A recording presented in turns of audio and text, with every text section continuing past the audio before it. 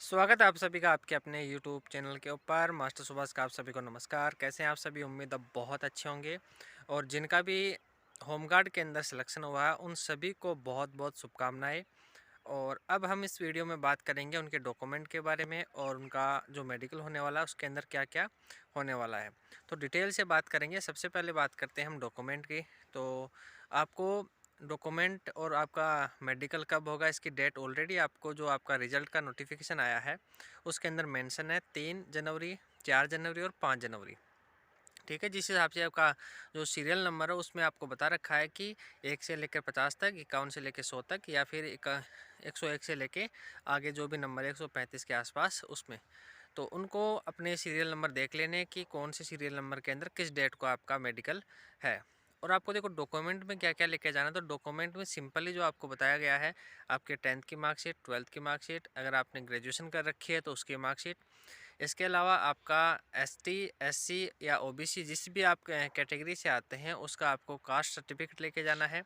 और साथ में आपको मूल निवास लेके जाना है। और जो ईडब्ल्यूएस कैटेगरी से हैं उसको 20 और 21 का ईडब्ल्यूएस का सर्टिफिकेट लेके जाना है। अगर अब इनमें से बहुत सारे ऐसे मिलेंगे जिनके पास 20 और 21 का सर्टिफिकेट नहीं होगा, तो आप क्या करना, जो भी आपके पास लेटेस्ट है और उससे पहले का जो भी आपके पास बना हुआ है वो भी आप साथ लेके जाना। वहाँ पर एक शपथ पत्र, और साथ में आप एक शपथ पत्र भी बनवा के लेके जाना कि जो पहले का किसी कारणवश आप नहीं बना पाए थे, जो ये नया वाला है, आज जो आय है मेरी वही पहले थी जो आज है। तो इस प्रकार से आप 50 रुपये का स्टाम्प के ऊपर आपका ईडब्ल्यूएस का जो पुराना, अगर आपके पास 20 और 21 का नहीं बना हुआ है तो 50 रुपये के स्टाम्प के ऊपर आप लिखवा के लेके जाना कि मेरे ये दोनों सर्टिफिकेट सेम है। इसके अलावा बात करते हैं, आपके पास दो आपके चरित्र होने चाहिए सरपंच के। एक मास्टर का हो सकता है, एक सरपंच का हो सकता है, जो भी आपके गांव के अंदर है या जहाँ भी आप रहते हैं उसके आसपास में अगर कोई भी है तो उसके आप दो चरित्र लेके जाओगे। लास्ट शैक्षणिक जहाँ से आपने शिक्षा ली है, जैसे 12th आपने की है या फिर ग्रेजुएशन आपने की है। अगर ग्रेजुएशन आपने प्राइवेट की है तो आपका 12th का जो लास्ट का 12th आपने किया तो जब आपको टीसी मिली थी तो वहाँ पर आपको एक चरित्र प्रमाण पत्र दिया होगा, वो साथ लेके जाना है। अगर ग्रेजुएशन आपने रेगुलर करी है तो रेगुलर में आपको मिला होगा लास्ट में फाइनल में, तो वो लेके जाना है। इसके बाद में आपको, अगर आप विवाहित हैं तो आपको विवाहित का सर्टिफिकेट लेके जाना है। अगर अविवाहित हैं तो उसका कुछ आपको सर्टिफिकेट नहीं लेके जाना, सिर्फ आपको सिंपली 2 लाइनों के अंदर लिखवाना है 50 रुपये के स्टाम्प के ऊपर कि आप विवाहित नहीं हैं। इसके अलावा अगर आपके बच्चे हैं तो उनका भी आपको ब्यौरा देना है। अगर आप तलाकशुदा हैं, अगर आपका डिवोर्स हो चुका है तो उसका आपको प्रमाण पत्र वहाँ दिखाना पड़ेगा। और इसके अलावा एक आपके जो सज़ा याफ्ता का है कि अगर आपके पास कोई आप न्यायालय के द्वारा आप सज़ा आपके ऊपर नहीं है या फिर कोई केस वगैरह आपके ऊपर नहीं चल रहा है तो उसका भी आपको प्रमाण पत्र, वो शपथ पत्र बनवा के लेके जाना है। और अगर आप एक्स सर्विसमैन हैं तो उसका आपको एनओसी दिखानी पड़ेगी। अगर आप राज्य के कर्मचारी हैं तो उसका भी आपको वहाँ ब्यौरा देना पड़ेगा कि आप राज्य के कर्मचारी हैं। तो ये तो नॉर्मली आपके सर्टिफिकेट जो आपको बनवा के लेकर जाने हैं। और फिर भी अगर कोई डाउट बचता है आपका तो कमेंट सेक्शन में आप पूछ सकते हो। और डिटेल में आपकी सारी चीज़ें नोटिफिकेशन के अंदर जो आपका रिजल्ट वाला आया है पीडीएफ, उसके अंदर दे रखे हैं कि आपको कौन कौन से डॉक्यूमेंट बनवा के लेकर जाने हैं। अगर आपने नहीं बनवाए हैं तो अभी आप लेटेस्ट बनवा लो। जो भी जिस भी डॉक्यूमेंट में आपकी कमी है वो कमी अभी आप दूर कर लो, बाद में शायद आपको मौका ना मिले। अब बात करते हैं मेडिकल की। तो मेडिकल जिस दिन आपका डॉक्यूमेंट होगा उसी दिन आपका मेडिकल होगा। और मेडिकल में कितने दिन लगेंगे इसके ऊपर डिपेंड करता है कि आपको कौन सा हॉस्पिटल मिलता है। जैसे हमारे जयपुर कमिश्नरेट के मेडिकल चल रहे थे तो जिसका चोमू आ गया उसको 1 दिन में फ्री कर दिया था। जिसका कांवटिया या फिर जयपुरिया हॉस्पिटल मिल गया उसको 2 दिन लग रहे थे। तो ऐसा हो सकता है कि अगर आपके हॉस्पिटल के ऊपर डिपेंड करेगा कि आपको कौन सा हॉस्पिटल में लेकर जाते हैं। तो सबसे पहले जब आप जाओगे 3 तारीख को तो आपका सबसे पहले एक फ़ॉर्म दिया जाएगा जिसमें एक चेकलिस्ट का फॉर्म होगा। उस चेकलिस्ट में आपको डॉक्यूमेंट अरेंज करने होंगे कि आप 10th की मार्कशीट लेके आए हो तो हाँ या ना करना है। 12th की मार्कशीट के लिए हाँ या ना आगे के कॉलम में आपको दे रखा होगा। इसी प्रकार से आपका मूल निवास और आपका कास्ट सर्टिफिकेट के बारे में पूछा जाएगा आपसे। और जितने भी डॉक्यूमेंट है वो आपसे पूछे जाएंगे। हाँ, एक चीज़ और है आपके डॉक्यूमेंट के अंदर कि अगर आपने फ़ीस में छूट ली थी तो वो फ़ीस में छूट ली थी तो उसके लिए आपको आपका जो फॉर्म था वो फॉर्म साथ लेके जाना है। और आय प्रमाण पत्र आपको बनवा के लेकर जाना है। अगर जब आपके फॉर्म फिल हुए थे तब का अगर आपने आय प्रमाण पत्र नहीं बनवा रखा तो आप अभी का लेटेस्ट का नया लेके जाना आय प्रमाण पत्र, और साथ में उसको नोटरी भी करवा के लेके जाना आय प्रमाण पत्र को, वो मांगा जाएगा आपसे। अगर पहले का आपके पास नहीं है तो आपको एक शपथ पत्र और लिखवा के लेके जाना पड़ेगा, क्योंकि वो मानेंगे नहीं। इस प्रकार से आपको 50 रुपये के स्टाम्प के ऊपर शपथ पत्र भी लिखवाना है कि ये आपकी जो आय अभी है वर्तमान में, ये 20-21 के अंदर भी यही सेम ही आई थी, इस वजह से आपका ये माना जाएगा प्रमाण पत्र। तो इस प्रकार से आपको लिखवाना है स्टाम्प के ऊपर, 50 रुपये के स्टाम्प के ऊपर, तब जाके आपका ये मान्य होगा। और साथ ही आपका जो फिजिकल के वक्त आपका मापतोल हुआ था और आपका एडमिट कार्ड था वो भी साथ लेके जाना है आपको। अब बात करते हैं कि पहले दिन क्या होगा। तो सबसे पहले आपको एक फॉर्म दिया जाएगा जिसका चेकलिस्ट का फॉर्म होगा, जिसमें आपको अपने डॉक्यूमेंट के बारे में उसके अंदर हाँ और ना करनी पड़ेगी। जो भी डॉक्यूमेंट आपके पास है उसके लिए हाँ, जो नहीं है उसके लिए ना। इसके बाद में आपको एक फॉर्म और दिया जाएगा जिसके अंदर आपको जनरल इन्फॉर्मेशन लिखनी होगी, आपका नाम, आपका एड्रेस, आप कहाँ रहते हो वगैरह वगैरह, आपकी जो नॉर्मल इन्फॉर्मेशन है वो आपको बताया जाएगा। इसके बाद में आपको फॉर्म दिया जाएगा आपका पुलिस वेरिफिकेशन के फॉर्म दिए जाएंगे आपको 2, जिसमें आपको सेम डिटेल बननी है दोनों फार्मों के अंदर। जैसे जैसे वो बताएंगे उसी प्रकार से आपको उनको फिल करना है। कंप्लीट जानकारी आपको डिटेल से बताएंगे, एक एक पॉइंट बाय पॉइंट आपको लिखवाया जाएगा कि इस पॉइंट में ये रखना है, 2 नंबर पॉइंट में आपको ये चीज़ लिखनी है, 3 नंबर पॉइंट में आपको ये चीज़ लिखनी है, सारी चीज़ें आपको लिखनी है।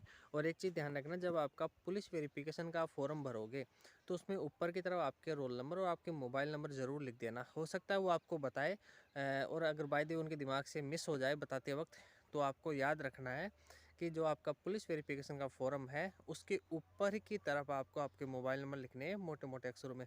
2 मोबाइल नंबर भी लिख सकते हो आपके, क्योंकि जब आपका वेरिफिकेशन करने के लिए वो सेम ही फॉर्म जाएगा आपके थाने के अंदर, तो कई बार क्या होता है अगर आपने मोबाइल नंबर नहीं लिखा ठीक से तो आपका वेरिफिकेशन आने में थोड़ा टाइम लग जाएगा और इससे आपको मतलब ज्वाइनिंग में भी काफ़ी लेट होगी। फिर आपका डॉक्यूमेंट होने के जैसे ये फॉर्म आप फिल करोगे उसके बाद में आपको अंदर भेजा जाएगा। अंदर भेजने के बाद में आपका बायोमेट्रिक होगा, ठीक है। जिनका बायोमेट्रिक नहीं आएगा उनको थोड़ी देर बिठाया जाएगा और उसके बाद में उनका बायोमेट्रिक लिया जाएगा। अगर फिर भी किसी का बायोमेट्रिक नहीं आता है तो उसको ऑफलाइन उसका बायोमेट्रिक होगा, ठीक है। बायोमेट्रिक होने के बाद में आपको डॉक्यूमेंट के लिए जाना पड़ेगा। डॉक्यूमेंट आपके ओरिजिनल जमा होंगे, सभी के सभी डॉक्यूमेंट, ठीक है। तो आप ये गलती ना करें कि आप डॉक्यूमेंट ना लेके जाए, आपके डॉक्यूमेंट ओरिजिनल जमा होंगे सारे के सारे 10, 12 और ग्रेजुएशन के। इसके साथ ही मूल निवास और आपका जो कास्ट सर्टिफिकेट है वो भी जमा होगा, और साथ में 2 आप चरित्र लेके जाओगे, वो दोनों चरित्र भी जमा होंगे। और फ़ोटो आप नहीं खिंचवा लेना, वो फ़ोटो भी वहाँ लगेंगी, ठीक है। जितने भी डॉक्यूमेंट होंगे आपके शपथ पत्र वगैरह जो भी प्रमाण पत्र आपसे मांगे गए हैं सारे के सारे ओरिजिनल और विथ फोटोकॉपी वहाँ जमा होंगे। एक एक फ़ोटोकॉपी का सेट जमा होगा और आपका ओरिजिनल डॉक्यूमेंट सभी के सभी जमा होंगे। जैसे आपके डॉक्यूमेंट जमा होंगे उसके बाद में आपको एक अलग लाइन में बिठा दिया जाएगा और वहाँ से आपके हाथ के ऊपर एक मोहर लगवा दी जाएगी कि आपका डॉक्यूमेंट हो गया है और आप मेडिकल के लिए जाने के लिए बिल्कुल तैयार है। फिर आपको बस में बिठा के लेके जाया जाएगा आपके हॉस्पिटल में, जो भी आपको हॉस्पिटल वहाँ बताया जाएगा। तो हॉस्पिटल आपको वैसे बताया नहीं जाएगा, जैसे आपको बस में बिठाया जाएगा और जो बस में आपके साथ कांस्टेबल और एसआई जाएगा उसको ऑलरेडी पता होगा कि कहाँ जाना है, तो डायरेक्ट आपको उसी हॉस्पिटल में वो लेकर जाएंगे। हॉस्पिटल में जाने के बाद में आपको एक आपके कागज़ के ऊपर आपके आधार और आपका नाम लिखवाया जाएगा, क्योंकि आधार कार्ड से आपकी पर्ची कटेगी। जैसे सरकारी हॉस्पिटल में हम जाते हैं तो जैसे हम आधार कार्ड देते हैं तो हमें एक पर्ची काट के देता है, सेम वैसा ही प्रोसेस वहाँ पर होगा। आधार नंबर आपसे लिखवाए जाएंगे कागज़ के ऊपर। उस कागज़ के ऊपर आधार कार्ड लिखवाने आधार नंबर लिखने के बाद में आपको वहाँ बिठाया जाएगा। फिर वो पर्ची कटवा के लाएंगे आपको। पर्ची कटवाने के बाद में जितनी भी जांचें हैं उन जांचों की पर्ची भी साथ ही वो कटवा लेंगे। फिर आपको सबसे पहले जो जांच होगी वो आपका ब्लड होगा, हो सकता है कहीं जगह यूरिन हो। सबसे पहले आपका ब्लड होगा, ब्लड के बाद में आपका यूरिन टेस्ट यूरिन के लिए लेकर जाएंगे। तो यूरिन के लिए जब आप जाओ तो उससे पहले सुबह से आप काफ़ी पानी पीना, जिसकी वजह से आपका बिल्कुल यूरिन टेस्ट बिल्कुल नॉर्मल आए। और इसके बाद में हम बात करते हैं आपका यूरिन होने के बाद में अगर ब्लड का होगा ना, तो ब्लड के लिए आप क्या करना, सुबह कुछ खा पी के जाना। क्योंकि जब हमारे वाले बैच जा रहे थे मेडिकल के लिए तो उसमें बहुत से स्टूडेंट के साथ ये प्रॉब्लम थी कि जैसे उनका यूरिन लिया जाए, वो ब्लड लिया जाएगा, तो उनको कुछ कुछ चक्कर आ गए थे उस वक्त। तो डॉक्टर ने ये सलाह दी थी कि आप थोड़ा बहुत कुछ खा के आए तब जाके आप ब्लड दें। तो ये क्या होता है कि आप सुबह से बिल्कुल भूखे रहते हो और एक टेंशन रहती है आपके ऊपर कि मेडिकल है और इसकी वजह से आपके अंदर एक घबराहट सी पैदा हो जाती है। जब आपका ब्लड लिया जाता है तो हो सकता है आपको चक्कर वगैरह आ जाए। तो आप कुछ खा पी के जाओ तो ये अच्छा रहेगा आपके लिए। जैसे आपका ब्लड होगा उसके बाद में आपको यूरिन होगा, यूरिन के बाद में आपका ईसीजी टेस्ट होगा। ईसीजी में आप देखो खा पी के जाओगे तो आपको घबराहट नहीं होगी, क्योंकि जब आपका ईसीजी होता है तो आपकी धड़कन थोड़ी सी बढ़ जाती है घबराहट की वजह से। और बिल्कुल आपको घबराना नहीं, बिल्कुल नॉर्मल रहना। जितना आप नॉर्मल रहोगे उतना ही आपका ईसीजी बेटर आएगा। अगर आप घबराते हो तो आपका ईसीजी में जो रीडिंग होती है वो थोड़ी सी हाई आती है, जिसकी वजह से आपको फिर से वापस से वो टेस्ट करवाया जाएगा। ठीक है, फेल नहीं करेंगे आपको, आपको मौका दिया जाएगा। अगर बाहर थोड़ा टहल के आओ, कुछ खा पी के आओ, थोड़ा रिलैक्स हो जाओ, उसके बाद दोबारा आपकी ईसीजी ली जाएगी। ठीक है, तो ऐसा तो बिल्कुल है नहीं कि आपको अगर आप किसी टेस्ट में अगर आपकी रीडिंग हाई आती है या फिर किसी में आपकी प्रॉब्लम हो तो आपको बिल्कुल फेल कर दिया जाएगा। ऐसा कोई सीन नहीं है फेल करने का, जैसा आपको पूरा मौका दिया जाएगा। जैसे ये टेस्ट होंगे तो फिर आपको लेके जाया जाएगा आपकी आई टेस्ट के लिए, क्योंकि इनकी रिपोर्ट आने में थोड़ा टाइम लगता है। तो जब तक वो आपका आई टेस्ट करेंगे, तो आई टेस्ट में सबसे पहले आपको बिठाया जाएगा आपके जस्ट ऊपर ऊपर की तरफ एक शीशा होगा। ठीक है, ऊपर आपका एक शीशा लगा हुआ होगा। इस प्रकार से आपके जहाँ बैठोगे टेबल के नीचे नीचे आप बैठोगे, पीछे दीवार होगी, दीवार के ऊपर एक शीशा होगा और सामने की तरफ ही शीशा होगा। और आपके ऊपर जो बोर्ड होगा, जो आई चार्ट का बोर्ड होता है ना, आपके दीवार के पीछे बोर्ड होगा और सामने शीशा होगा। ठीक है, थोड़ा सा मैं उल्टा बोल गया। सामने की तरफ शीशा होगा और पीछे वो आई चार्ट का बोर्ड होगा, जिसमें आपको देख के वो पढ़ना है। तो आपको डॉक्टर आपके सामने आपके पास टेबल के ऊपर बैठा रहेगा और आपसे बोलेगा कि पढ़ना स्टार्ट करो।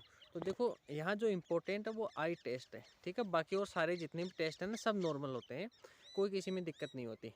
ठीक है, और आई टेस्ट इसलिए नॉर्मल, इसलिए थोड़ा सा ये रहता है कि किसी ने चश्मा लगा रखा है और किसी विदाउट चश्मे में किसी को दिखता नहीं है, क्योंकि घबराहट रहती है कि मुझे पता नहीं दिखेगा नहीं दिखेगा। तो उसके लिए क्या करना, जैसे आप मॉर्निंग में आओगे तो जो आपके साथ कांस्टेबल आएगा उसको बोलना कि सर वो आई चार्ट कहाँ पर है। तो आई चार्ट की आप पिक ले लेना अपने फ़ोन के अंदर, अगर फ़ोन आपको लेकर जाने दिया जाता है तो, या फिर आप अपने हाथ के ऊपर उसकी जो भी नाम है वो नाम लिख लेना। नीचे की 6x6 और 6x9 हिंदी और अंग्रेजी के दोनों के शब्द आप लिख लेना और उनको बार बार पढ़ना, ताकि आपको वो थोड़ी सी याद हो जाए कि कौन सी जगह कौन सा शब्द लिखा हुआ है।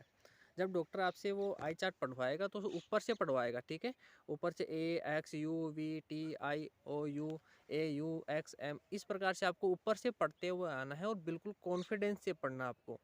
पहली चीज़, आपको अटकना नहीं है बिल्कुल भी। ठीक है, अगर आप अटकोगे तो उसको डाउट हो जाएगा कि इसको देखने में थोड़ी सी प्रॉब्लम हो रही है, तो वो थोड़ा सा आपको ध्यान से पढ़वाएगा। आप फुली कॉन्फिडेंस से जाओगे और एक आँख इस प्रकार से आप बंद करोगे और बोलना स्टार्ट करोगे AXUVITAMS, ऐसे आपको लगातार बोलना है। और जो भी शब्द आपको दिखने में प्रॉब्लम हो रही है उस शब्द को छोड़ के आगे वाला शब्द पढ़ लेना है, या जो आप ऊपर पढ़ के आए वो शब्द आपको बोल देना है। डॉक्टर अंगुली रख के आपको नहीं पढ़वा रहा है। हमारे किसी भी बैच में ऐसा नहीं था कि डॉक्टर उस शब्द के ऊपर अंगुली रख रहा है कि ये शब्द कौन सा है, ये कौन सा है, ये कौन सा है। आपको पास में बिठाएगा और बोलेगा कि बोलना स्टार्ट करो। अगर आपने तेज़ तेज़ और स्पीड से बोलना स्टार्ट किया तो डॉक्टर समझ जाएगा कि आपको आंखों में कोई प्रॉब्लम नहीं है, सब कुछ आपको सही दिख रहा है। फिर आपको 2-4 शब्द पढ़वाने के बाद में बोलेगा कि दूसरी आंख से पढ़। तो इसी स्पीड से आपको, इसी कंटिन्यूटी के साथ से आपको वापस से वो चार्ट पढ़ना है। फिर आपको, जैसे आपका चार्ट ये कंप्लीट हो जाएगा, फिर आपको पढ़वाया जाएगा आपके जो कलर ब्लाइंड की जो बुक है वो बुक आपसे पढ़वाई जाएगी। वो बुक को पढ़ने के बाद बिल्कुल साफ और अच्छे से दिखेगा उस बुक के अंदर कि किसी की थोड़ी सी प्रॉब्लम भी है कलर ब्लाइंड की, तो अगर आप उसको आराम से देखोगे तो बिल्कुल आपको आराम से दिख जाएगा। और देखो हमारे जो हॉस्पिटल में जयपुरिया में जो बुक थी और बाकी जो काउंटिया के अंदर या फिर जम्मू वाले हॉस्पिटल में जो बुक थी, वो ऐसी बुक थी कि जैसे किसी ने ब्लैक पन्ने के ऊपर रेड कलर से लिख रखा है, एकदम इतना साफ दिखता है।